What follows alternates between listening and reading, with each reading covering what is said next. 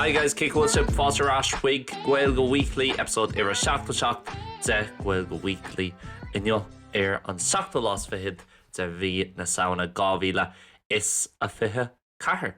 Níl mór an ama fácha churbe. Níl a cúpla seachtain fácha really rih an nullag agus an cúpla lá ben is an sinne I mína nullag agus an sin tosti well bhí me hunrá, tostaíon an buzz fad hana féin ton buzz tosíthe ag an lá daoine mar bhí fógur an nullag siúil agus daoine ag labhart faoi agus daoine ag Old Baileys agus mar sin de ó beidir cúpla seachtain hin ó hartar ihe hána beidir orintanta moithím go na réon sé níos luútha agus níos luútha gach bliain ach domsa ní bhín domsa ní mé féin ó gafa leis an nullag cínte go maiid ag labhart faoi seo ag an cúpla seachtain nar dhéanaan mud cúpla episód an nullag agus cúpla episód faoi téma na nullag is tóca. Ní mé féin ó gafa leis níos mó na éonar is tócha seans é domsa chun dulrás éireann agus cúpla lá chahan sin agus mar chlán eáil agus mar chóirt eáil an sin ach réalaí an nullag í féin ní mé ró gafa léihí mar ní mé céad fan géad chinse cin fá just ní sé róhabhtach dom ceap agus beidir I mar chlán agus inar deach mar an nach chfuil páisteagin sa teach níos mó ní sé róhabhtach ceapan ar atá gach dana fásta sús agus freisin nuair nach míon tú iad a chonaí congrach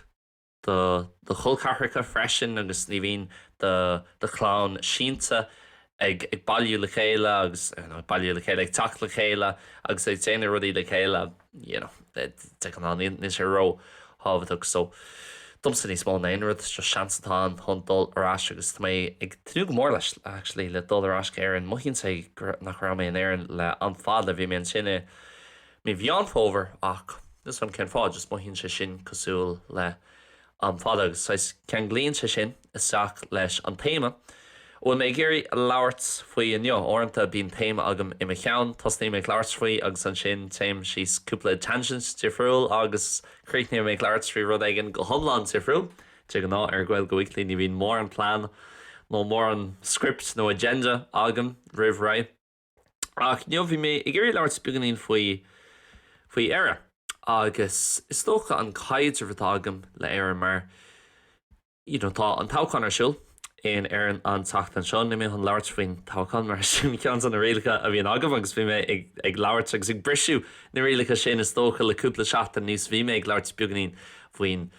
bolidíocht go generalta ach tá an táchan ar siúil an ine ceapan níl las fihid sa hínagus ba tar agin agus ba agin cadatá ar siúil is tócha an damhnach ar an lún so agus mis sé ag tafaidú an seachtain siúgan ba rialtas nua nó ba agin well, based on my orintanta éireann tógann sé cúpla mí chun rialtas a churthú ach ba smaoinmh níos fearr agin ar aonas mud le cé a bhaid sa chéad rialtas eile ceapan tá sé gach duine ar aonas ba sé Fianna Fáil agus Fine Gael le chéile nó Fianna Fáil Fine Gael agus Labour agus tócha feicimid sa gceann cúpla lá. So na mé an labhart really faoin táchan ach bhí mé gur labhart faoi rud amháin agus is tócha tá mé gur caveat a chur le seo rih níl me sem a chonaí an éireann, ní ra mé a chonaí an éireann le 3 bliana go le an ústanis níl planan agam chun dulrás go éireann go luath lá igen cénta grach mé rás chun a bheith a chonaí in éireann ar leid le beidir chuid den blian beidir gan cúpla blian ba schedule agam cúpla mí an éireann cúpla mí sa Spáin cúpla mí an éireann cúpla mí sa Spáin ceapan go méid sé sin go deas beidir mar rud aigen fad termach nó beidir mar rud aigen cosú le transition idir a bheith a chonaí go láimstre an seo sa Spáin agus go láimstre arás in éireann sa tauci mar sin an plán ceapan bhfuil tá agam chun dulrás lá aigen just ní mé cinnte cén lá nó cén blian ach rud aigen tá sé bronnach domsa ag léamh an nuacht ar aonos agus ag labhart le daoine difriúil go thuirthe beidir daoine eile nachhfuil ina gcónaí in éireann inis mo chóirte ar na chutan sa Spáin freisin mo chóirte gras éireannaí agus tá siad ina gcónaí an áitina difriúla cosú le London agus an Elvéis agus Canada agus an Austráil Tá sé beginning bronnach an méid dúilteachas atá timpeall ar mai chun tú na pols mar hapla faoin Tagann an seachtain seo ceapam an Pórtaí is orja. Tá si there fiche fan géad nó beidir fiche haon fan géad. So, tá spáin se sin nach bhfuil muoín ag mór an daoine in éon Pórtaí ar churbe má chin le an daoine nach bhfuil an réaltas ag déanana go maith. Ach freisin níl mór an sais opposition in éireann ar churbe agus níl an muoín ag an daoine sna Pórtaí eile. Agus níl sam tá an súltachas maidir le daoine ag fágal na tíre, daoine ócha go háirítheach daoine ní sinne freisin, just daoine beidir le tiismothirí agus tá a báistí hana féin tá siad fásta sús tá siad ag dulgsaí an ollscoil nó beidir tá siad críicne leis an ollscoil agus just tá an seans ag na tiismóirí an dul áit ag an eile agus tá sé bhád ní séire an seachtáit ag an cosúil leis an Spáin nó leis an Idáil nó fiú áit agus leis an Gearmán bíon daoine ag smaoin bhót an Gearmán cosach níos é cosach ar thurbe i gcompráid le ar an rilí slátá an Johan. Agus, sochatá a an taithí agam lei sin ní bháin lom féin agus mahéalsa agus ag bugu thar lear ach freisin, an chóirsa tá go man sás fósta as éarníd agus tá siad san sa bhád céine seachas na daoine bhfuil ag stáidsear an seo agus bhfuil an seo Erasmus an chuid eile tan na daoine tá siad an seo agus tá an seo mar bhí siad ag éirí ar ágáil agus freisin ag an am céine bhí siad ag éirí teach go dtí an Spáin, tá push factors agus pull factors mar dearfá I Imirce agus hí na pull factors, wat gomininic tá na pull factors má se le cén fá bhfuil tú ag éirí teach go dtí an Spáin agus na buntáistí is tócha ag buint le saoil bheith agat sa Spáin tá siad san actually mar na rudaí is tábhachtaí agus tá siad san níos tábhachtaí na fá na cin fá na chhuiil tú ag géirí a bheith i chonaí in éireann orintanta. So ceapan ag gánaí bíon daoine ag leir trí na druchrudaí in éireann agus cin fáil daoine ag fágal ach ní bhíonn siad actually ag fágal faoi na rudaí maithe faoi na Astráil, faoi Canada, faoi an Spáin mar hampla agus na gná áitina ina bhfuil daoine éarnacha ag dul go háirithe daoine óga agus freisin na daoine ina gcónaí in éireann tá sé chomh deachar inis an sacha cheannach agus tá sé garí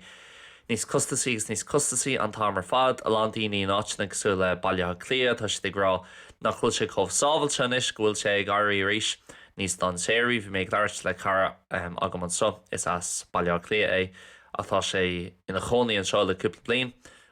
sé nó 7 lína inis agus dearann sé nar a haon sesin arás go bailile clia lá tá Johan níl sé cosúil leis an bailile clia ó bit 10 mlíon ó hin nó 2 bliain is ag ó hin nar bhí sesin níos óge ná seo just an tuairithe aige beidir nach mai daoine ar chointín lei sin agus sin ceartlóir tá tuairimí defriú le gach duine agus tá ceart ag gach den a chun an tuairimí sin a bheith achúp ach chula mé rudíigh sa lei sin ó lá daoine defriúla in éireann nach chuil sé beidir chomh sábhailte an áitina agus sin le blian ó cho nús tá beidir níos mó daoine tá siad bortha anis faoin fearráis agus scoil an nómarcha nationalism in éireann agus is cuma chuile cin áit bhfuil tú ar na rudí seo ach ní bhíonn sé go bhfuil daoine le céile fós ceapan go bhfuil daoine céile agus tá daoine tá siad cinálta lena chéile agus gachard mar sin ach mócinn go lán daoine in éireann siad beagnaíon focail ionach sin Imirce siad sais disillusioned le cad atá arsúil níl acuin mai siad an teacha cheannach má tá chlán acu an mai sin an chlán a thógáil in éireann an bhfuil sé níos fearr chun bogu gát an cosú le bailile clia agus tá tú an an agad a hián sin ach tá sé chomh costaach na leisceil ní bhaid tú an tach a hall an ní bhaid tú an fiú seomra áil seans má go maiid tú gréinú seomra le duine ag an eile agus tá sa beidir trocha blintíis beidir níos mó a lá daoine fós in na gcónaí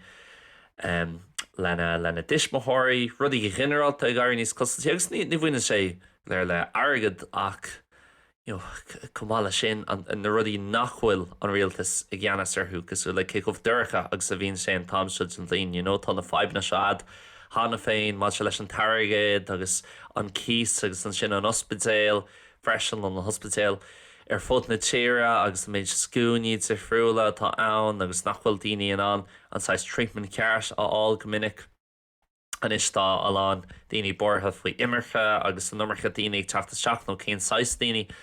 atá teachtasteach sa tíreags ní mé cén sa lantainna rudí seo a lantain na topií seo.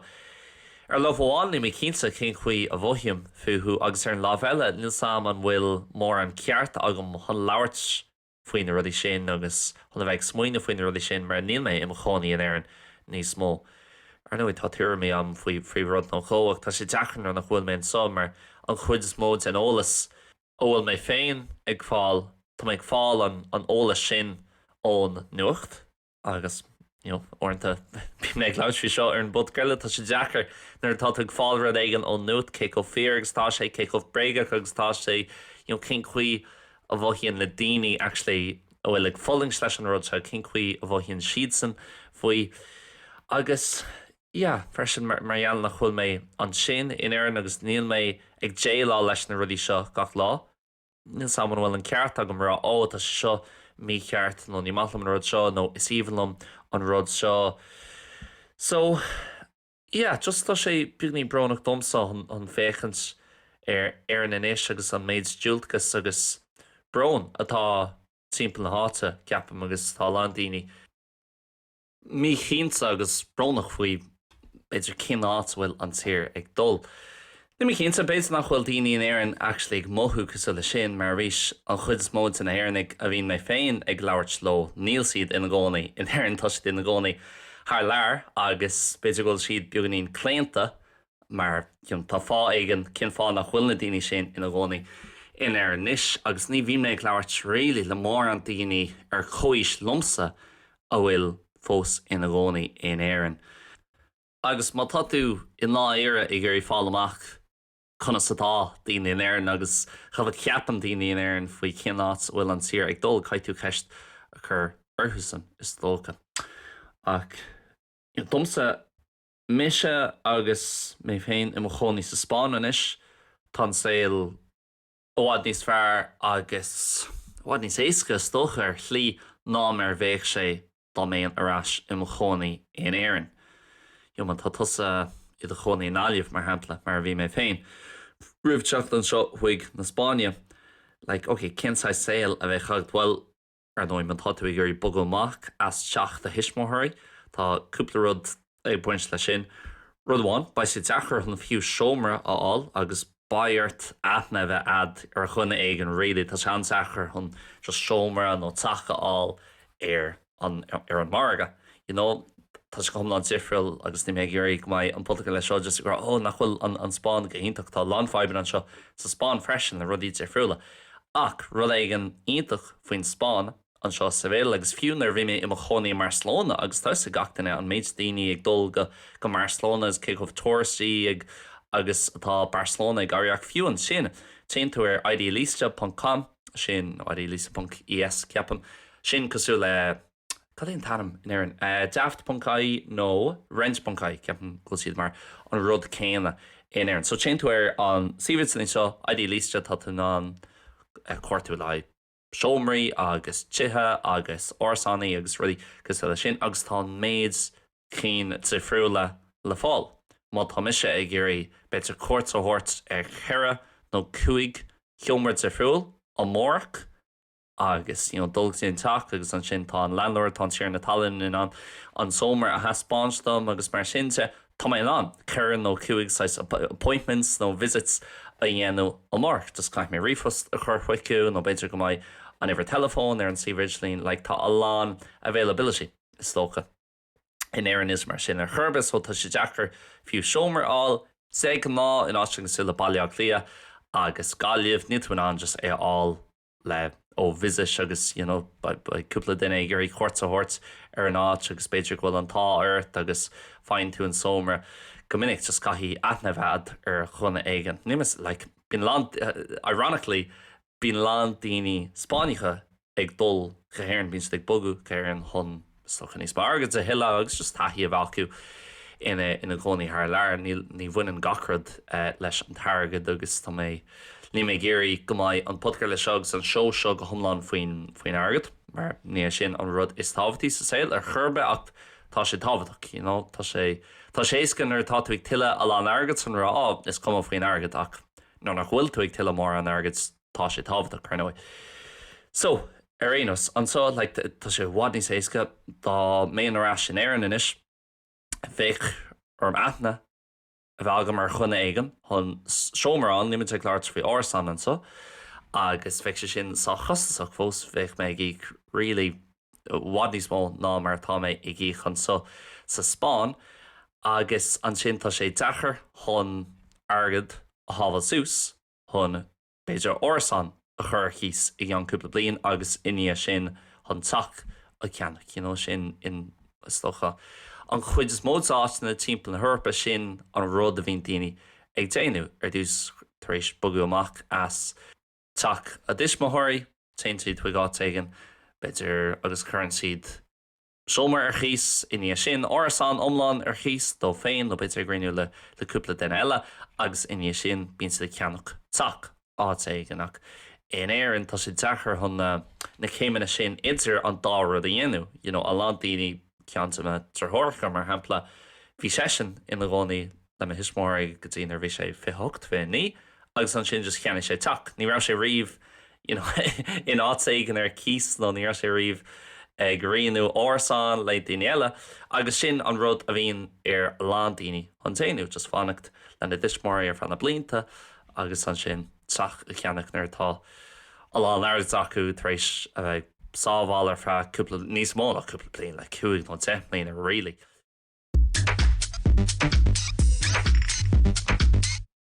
Tá gach cuasa ar learnirish.com ar leathráis le haid Black Friday. Idir an tuchtú lá is fichid se bhí na saona, so sin an Déirdín rih Black Friday,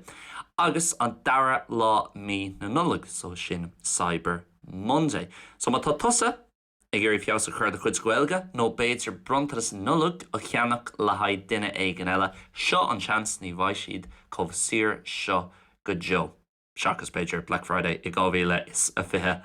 Cuig. Téige learnirish.com anis chun na cuasaí aáil agus chun níos mó eolais aáil faoi na cuasaí tíofriúla. Gur míle mágad.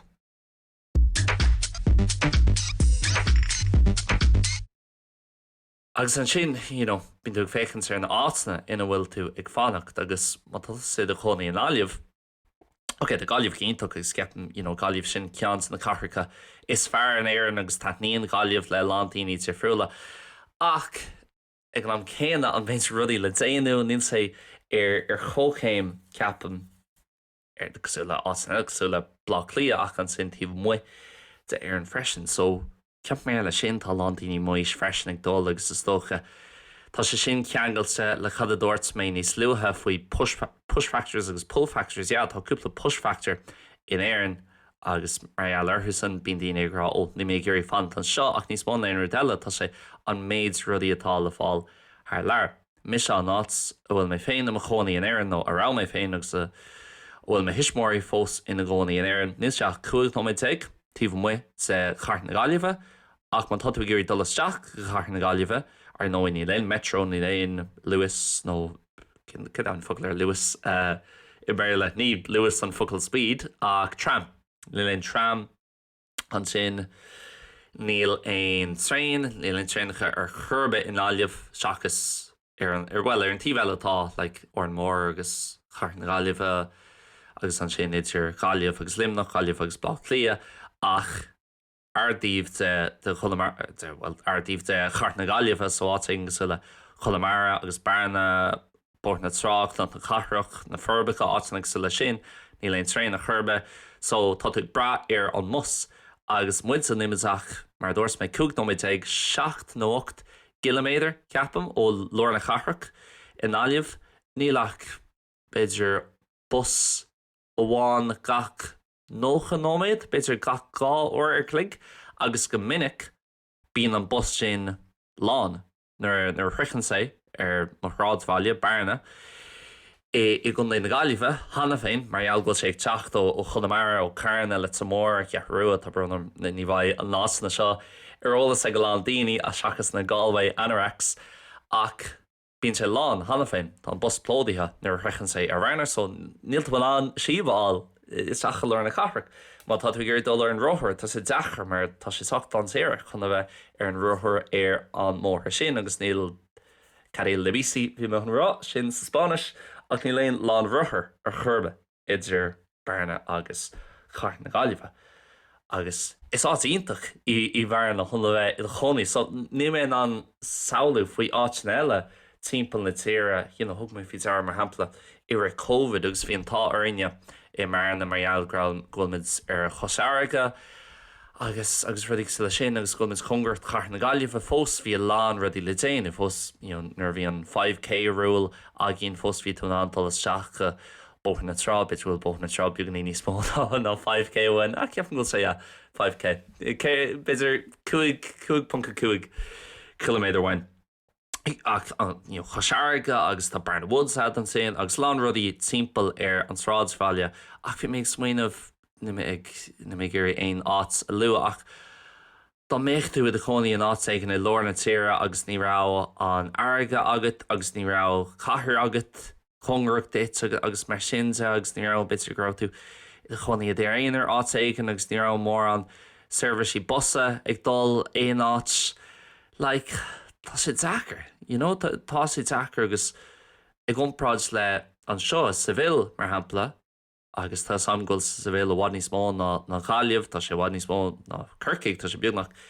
ní sé chomh mór le bailile clia ní sé bhád rilí ó bhaile clia má tá sé chláirt fao chomh mór agus atá sé ach má tá sé de chonaí 50 nóméid an leabhar tíomh mu tin chathair Jeez, tá bus an tréinnig dal seach gach 50 nóméid. Just ní caiith tú smaoine bhá cáhfuil an bus ar caihan go leis céil cinár óhfuil an bus ag dul just fééis dulg sí an stop agus tá sad tíh siad 10 nóméid 2 nóméid ag baitún an dul. Ba an bus an sin agus baitún an dul seach agus is cum cinná bhfuil tú sa chathair tá tún an dul timppel áitina de friúla tá tún an rothair aáil an so le haid €3 in aine bliana. So just íchan tú €3 san sin tá méid orthir seo de rannam sa bhísaí timppel na chathair agus tá tún an á le de fón. Ceapan ghfuil an rud céin actually maile clia so ach in áit éigen sa le Gaillimh ní ceapan ghfuil sé sin a gin ar churbe nó mátá sé bhád níos clustaí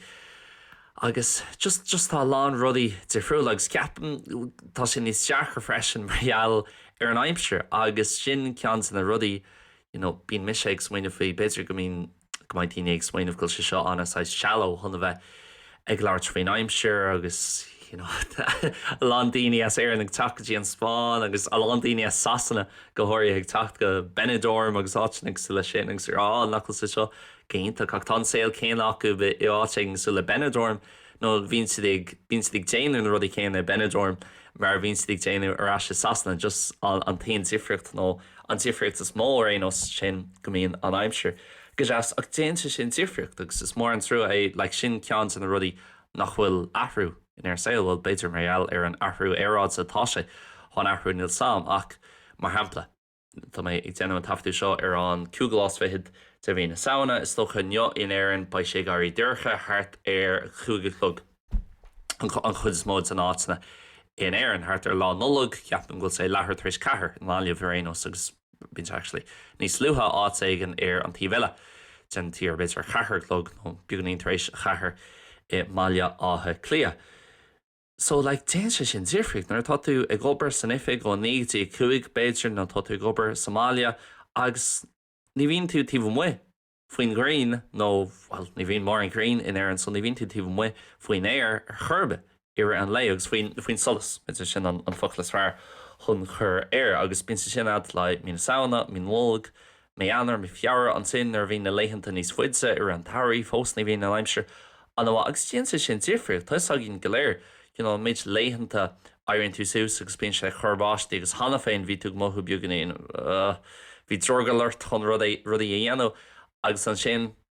os léonn tú na chuirtaí agus tugann tú fidear goil sé churbáistí rééis agus just maithíonn tú níos massa agus ar an lábheile na leihananta bhín an gréinnig tanamh bíon tú mothú charbór th cín. Agus tá sam go gapan lá daoine ghfuil an aimsir agus rud éing le sin nach chuil sé sin rélí an tábhacht ach tá sé bhil domsa aine sin sé tíorfriocht olhhar do má dheabhar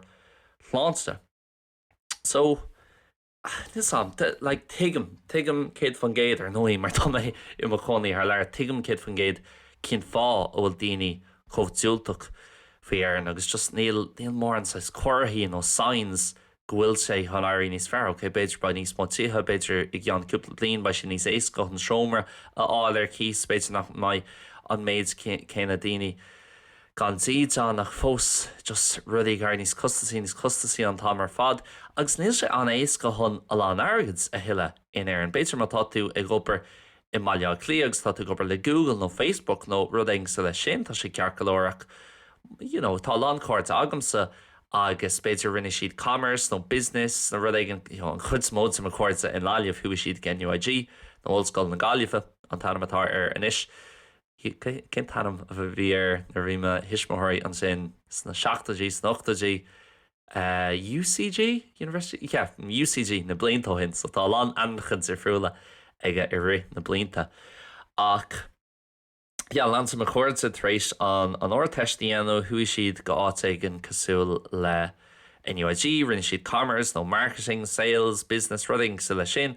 agus fiú an sin bíon a gcónaigh smaoine faoi corporate jobs agus gcuil alán airgid ag pointló agus beidir gohfuil tar éis cúpla bliain ach chud smód sa chuirte na graduate jobs ó bhfuair siad i maiile clia an sin mar bhíorthú bugu go maiile clia an job sachha áil fós níor siad ag tiile mór an airgid agus ríis ní sin an rud is tábhachtaí ach tá sé tábhachtaí agus saolaí an sin daoine beidir nach dheachaí siad gotí an ollscoil beidir tá siad 25 trocha agus fós tá siad ag obair unskills job or tá siad ag obair fós i Milan nó i dachthormhne a rud ag mar sin a fiú níos deachar an sin chun an target a hafa sús agus bíonn tú ag smaoine faoi ag gan 2 bliana cá mé agus ag gan 10 bliana so i gcónaí tá sé deachar chun is a bheith agat bhfuil an bhfuil sé chun airí níos measa lánsan na fábanna seo bhí daine ag leabhart na fábanna seo 10 bliana óin is cuilumm like tá chud cuimhne go agus is fiúlam nar bhíon daine gur bhí gachard fearfa 2 bliana ó hin nó 10 bliana ó hin ní rah sé churbes cuimlumsa a bheith ar an mos ag dulgtí meánscoil gabhfuil sa tréide gabhfuil caiirte gabhfuil cúigte agus géisteach le daoine ar an radio ag tuairtamach faoin na rudí tír céine anis mar atá siad ag tuairtamach fiú anis rilí ní mór an rudí aithrí so tá si deachar an is bhead well ní féidir leis airí níos measa inis tá antón casú an chúne a chaú mar déirfa nó béidir just tá 10 nó 5 blian fácha agin de seo so Nis sé seo in an réaltas a churbe by the way just tá sé seo ag leabhart faoin na fábanna atá ar siúil in agus tá sé an deachar an na fábanna sin a réitú ar nóí mar tá cuma ar nach bhfuil aon duine inán na fábanna sin a réitú agus na fábanna sin a dhéanú níos fearr so ní cinnte mar chuna igen i mo chonaí th lear ní mé réala gurí níos mó tuirmí a thuirt faoi agus ceapam ghfuil tuirmí daoine arás ina gcónaí an éireann beidir níos fearr tá sé níos fearr an éisle leis na daoine sin ach gan dat mar chuna óg éireannach níor bhaith lumsa bheith me chonaí an éireannis agus is íbhan am na daoine is íbhan an tír áileach na tíre is íbhan just chadatá san éir an sin agus na chafar chud sa friúla is íbhan céicmh sábhailte agus a bhíonn sé an chuid mó tá náitna bhil nar bhí mé féin am chonaí an sin agus ceapan ghfuil sé fós sábhailte i gcompráid láit an eile tá lán rudaí a heitníon lom níos mó in éireann ná sa Spáin ach mar chun óg nimíonn an saoil a howlú in éireann nó cin chuí a bheith bain an saoil a chothúd an féin ag leabhart faoi ag buint taithnas mai héal gach lá sin an príomhrud agus bheith in an dul áitina difriúla agus taithna bhaintas rudí difriúla agus mátá a lán rudaí difriúla le déanú an áit just ag dulgadtí an teachthormhanna céine gach dear seachtainna leis na daoine céine a bheith an dulgadtí an áit seo dear seachtainna bháin an dear seachtainna eile té ar thuras éigen beidir ar thuras bhóthair timppla na tíre áit ag an eile agus an infrastructure agus treinachaáil bosnaáil timppla na tíre chun taithna bhaintas rudí difriúla tá sé níméon an é sin a haú in éan is agus ceapan ghfuil an rud céan ag go lán daoine in éan beidir daoine I moille clia, má hín siad difriúil mar tá níos mór le déanú tá níos mó infrastructure an sin agus ag an chéine tá sé bháin níos deachar chun taáil an sin agus chun an cíos a íoch an sin so ní cinnte tá beidir mo chuid tíirmí an sa ar fud na háte ach bhí mé gur leart spriganín faoi bhí an ar an seachtain agus an táchar na siúil mar dúirsméid ní éon rud politiúil is rud just seo an chuí a bhóchiam faoi éan agus stocha céh brón agus tá sé an méid dúiltchas atá timp na tíra faoi láthair go háirithe le daoine ar chois lumsa agus ní mé cinnte an rá sin níos fearr fithe blian ó hin an rá sin níos fearr trocha blian ó hin nó ceapam daoine i go generalta má tá tú léomh faoin stair is even le daoine rá an rud sin fiú rudí níos fearr ach an mín aon duine riomh i grá tá rudí go hinntaach faoi láthair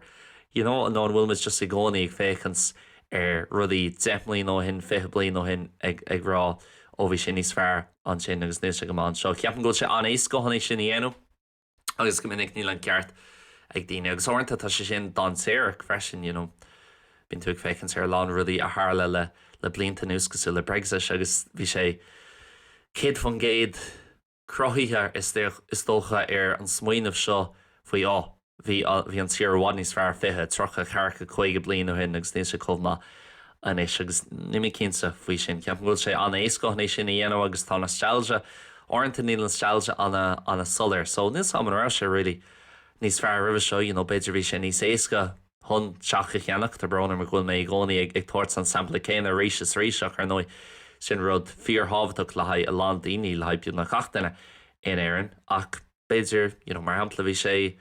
in aon lí in éan sna thugtatí chuna bheith gé. Bhí sé in aon lí chun divorceáil chulscaráil go dtí ní ag nó cruúigh na rud ag mar sin bhí rudí eile agus bhí si ar chlíomh sé níos measa chun bheith i chonaí in éan sna thugtatí bhí recession agus bhí coolú ach náíochta a gin I ré na ha sin agus an sin gabhils thuchttar nó ó gabhils thucht go dtí gabhil sa cuaig teag hartar an am sin bhí lántíine fágáil agus bhí feban ag go lántíine má le saoil chothú dó féin in éan agus lánsan na daoine sin fós níl siad in éan an lá tá Johan tá siad fós san Astráil agus níl siad chun teachtarráis go Jo so tá sé casta I léon freigragam sa agus ní aontium nar bhíon daine gra tá seán ééis go na febanna seo a réitú na mé cin san bhfuil